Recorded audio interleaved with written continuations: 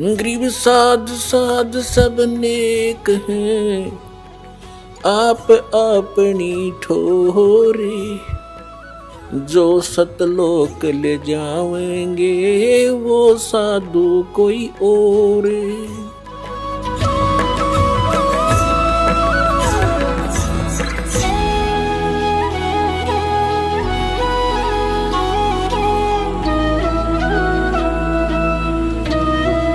अपना आत्माओं, एक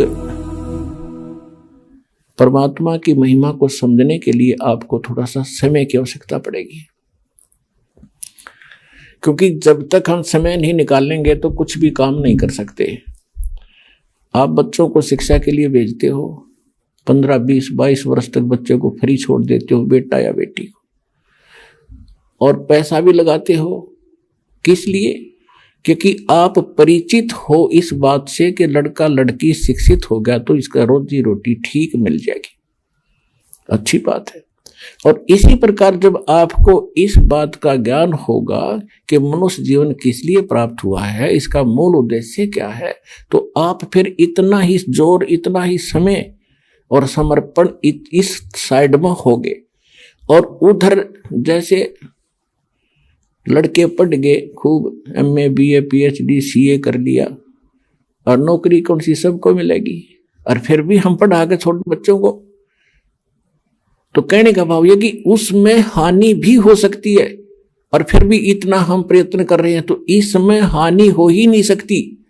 लड़का लगो चाहे लड़की भक्ति मार्ग पर, सारे ठाठ भगवान करेगा, या जो रोटी भी देगा और उसकी रक्षा भी करेगा, और मोक्ष भी मिलेगा, सदा के लिए सुख भी होगा।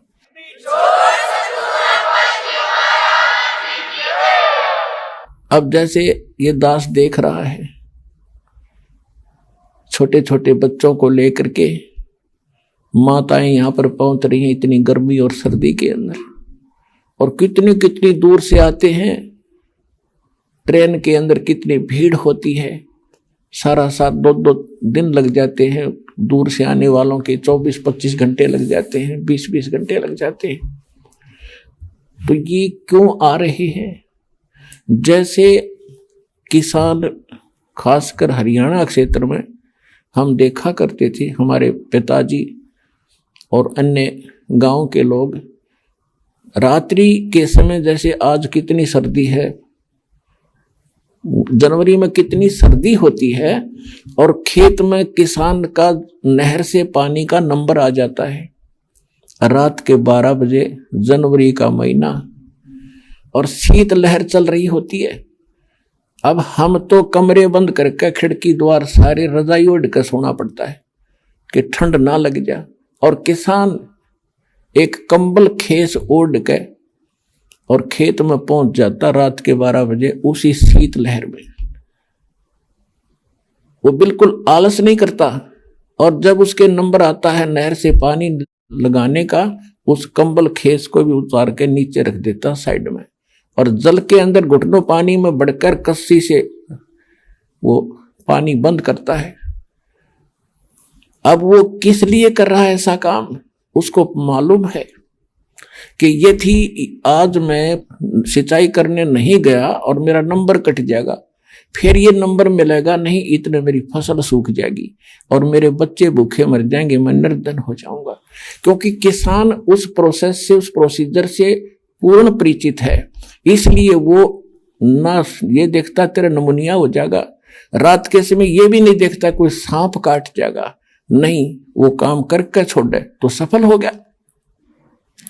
इसी प्रकार यहां वही आ सकते हैं जो उस किसान की तरह इतने प्रभावित हो चुके हैं और संतोष हो चुका है, और उनको पूरा ज्ञान हो चुका है कि जो काम तय करना ही पड़ेगा, चाहे मरे चाहे जीवे। पर भगवान के भगत मरा नहीं करते, जिया करते हैं और सदा सुख मिला करते हैं।